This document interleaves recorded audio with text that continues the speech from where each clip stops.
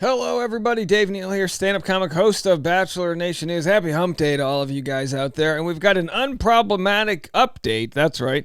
The rare, normal couple from Bachelor Nation doing well, thriving, having a kid. Whenever I see a child that was born because of two people that met on Bachelor in Paradise, I'm always like, I guess it can work. But so can two people meeting in an elevator and banging, at work. I don't know. The point is that humans procreate. It works.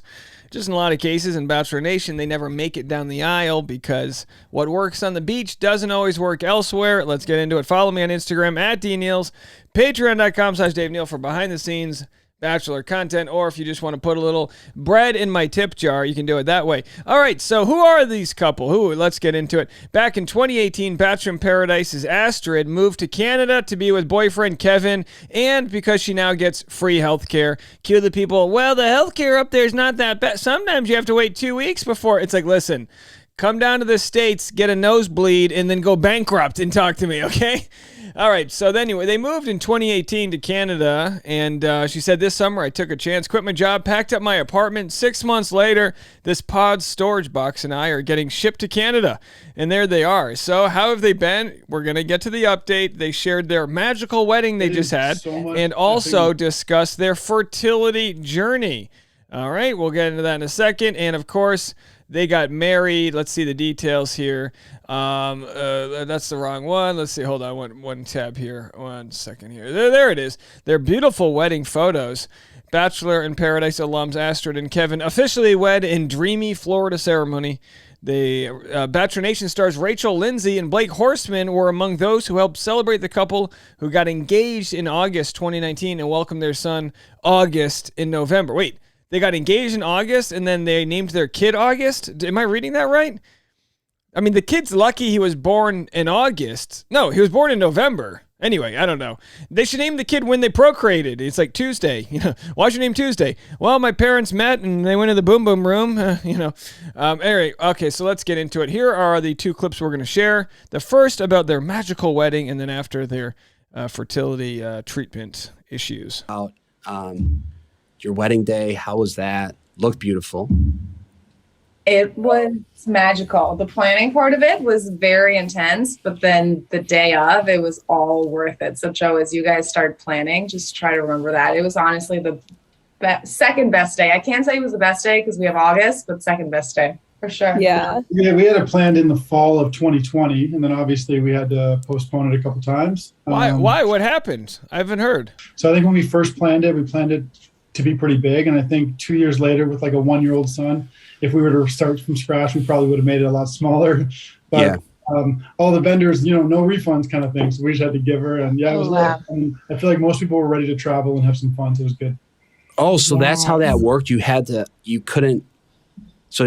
didn't like cancel it. Obviously it was planned before the pandemic or during the pandemic. So then you couldn't cancel anything. You had to hold everything. Yeah, for the most part, they gave us a little more leniency because our guest list was from Germany and Canada. Okay. But for weddings, they just said, as soon as we can have you, you better be here or you lose your deposit. So we lucked out a little bit. They don't give you your money back once you start planning a wedding. Whatever you pay, that's theirs, whether you have the wedding or not. So, what was your original wedding date? November 13th, 2020. Yeah. And then we scheduled to November 20th, 2021. No, November 19th, which was his due date. And then he was born November 20th. So we postponed it again. So I tried to convince her to have the baby on the Friday night and we'll just do the wedding Saturday. No. Didn't work. Absolutely not. That's so crazy. How do you know when to chime in? You have 3 hosts. This is like if there were 3 Oprahs interviewing 2. There's just so many people. Kevin over here proving he's from Canada with his Tim Hortons, Timmy's as we like to call it, mug. I've heard so many stories about like COVID weddings and just like the non-refundable. It's such a business. It worked out though, because now August was part of our day. So I feel like that's something that wouldn't have happened if it didn't all get delayed and everything. And I think those pictures are always going to be my favorite, where it's the three of us. So. Yeah. All right, so we'll get to that in a second. Although this did remind me that I did want to promote. I mean, yeah, I got to tell you, it's so nice for me personally knowing that my wedding is just in the books. Oh, just to think it's just for several years, just something in the back of your mind, wondering when you gonna do, all these different things here. Here's the, my wife Tasha put together a very nice recap of 2022. This is her story, but it kind of works well for me. Have a watch here. Recap of 2022. Okay, bless up. So you're going to see some wedding dress outfits there. My drone shots, very nice. Went to Hawaii, kissed. I was flying the drone while we got that shot. Did some dance moves in Hawaii, our nice elderly basset hound. And there I am, completely sauced out of my mind at the end of my wedding. And us enjoying a nice, beautiful beach in the Bahamas. So not bad. There it is. She said yes. We did the damn thing, as they say. And thank you guys all so much for everyone who's supported us in different ways, whether it's be from wedding gifts to kind words. You guys have just been fantastic. Okay, Kevin and Astrid, open up about their fertility treatment. Work to have a child, and we're going in for our second IVF transfer in January. So hopefully we have a second by September.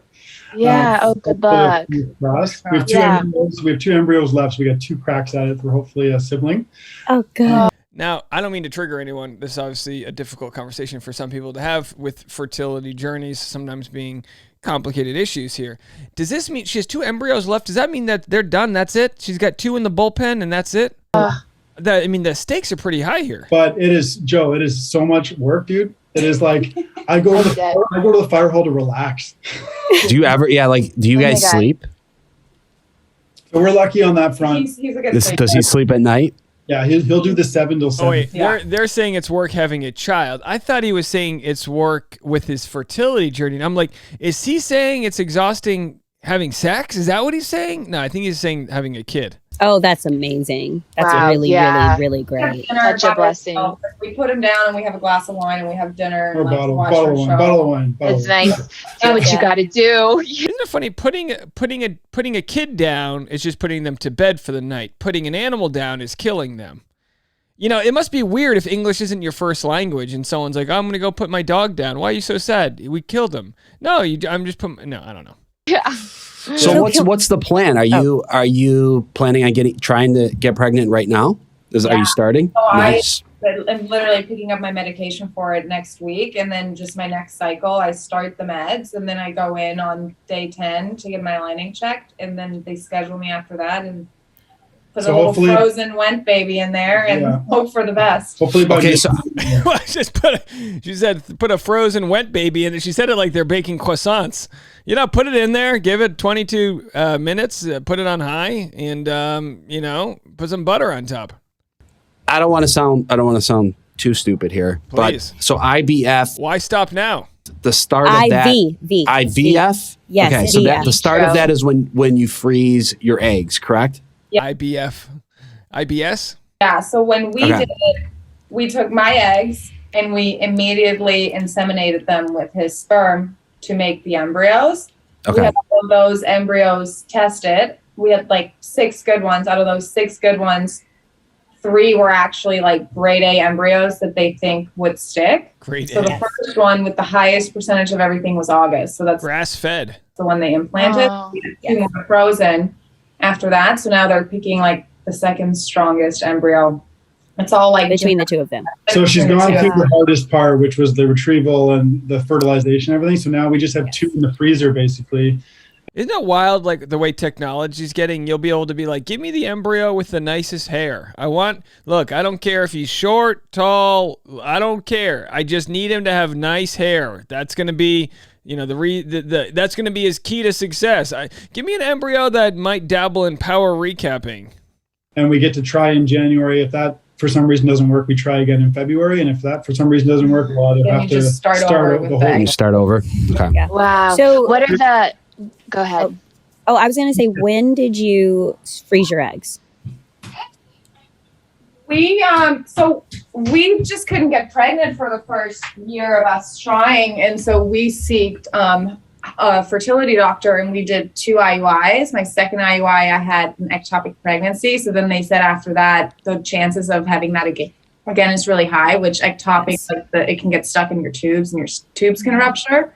For sure, if he doesn't know what that means. What's an IUI? It's basically like the lesser version of IVF. It's like they take his sperm and they take a catheter and they just try to get it as close to like innocuous as possible to just get pregnant on your own. IVF takes it a step further to where it has the embryo already made. Right. Okay. Right. Yeah. Okay. So you did. I'm reading here that IVF costs between $12,000 to $14,000 for one cycle in Canada.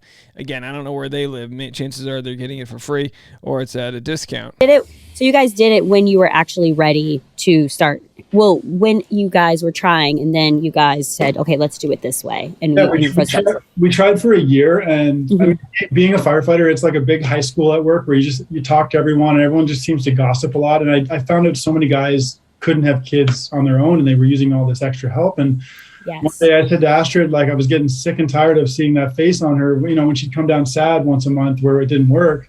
And we said, let's just go get tested and see what happens. And right away, our doctor said 30% of infertility is unexplained. It's just two people aren't compatible to make babies. Yeah. And I mean, it's nothing to do with that. We're both tested fine with everything.